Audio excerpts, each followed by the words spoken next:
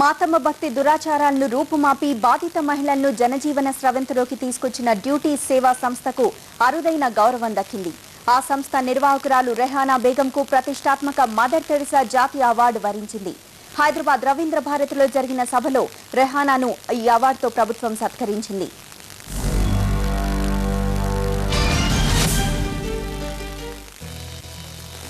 సమాజం నుంచి చీత్కారాలు చీదరింపులు ఎదుర్కొంటూ దుర్భర జీవితాన్ని గడుపుతున్న మాతమ్మ హిజ్రాలకు డ్యూటీ సంస్థ అండగా నిలిచింది.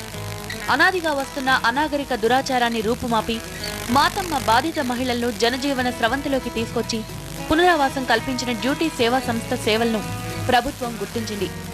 జాతీయ మదర్ తెరిసా అవార్డుతో సత్కరించింది.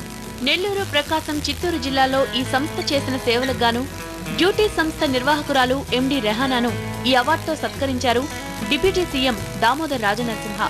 హైదరాబాద్ రవీంద్ర భారతిలో జరిగిన కార్యక్రమంలో ఈ అవార్డు ప్రదానం చేశారు. ఈ అవార్డు మాకు మరింత ఉత్సాహాన్నిచ్చిందని రెహానా తెలిపారు.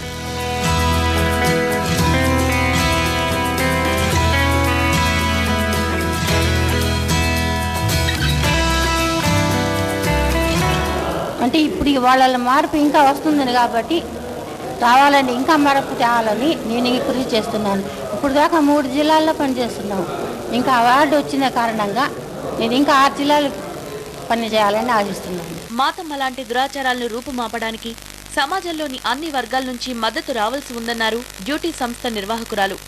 రాష్ట్ర వ్యాప్తంగా ఉన్న ఇలాంటి వారి ప్రగతి కోసం తమ సంస్థ ముందు మరిన్ని మంచి పనులు చేయడానికి సిద్ధంగా ఉందని తెలిపారు.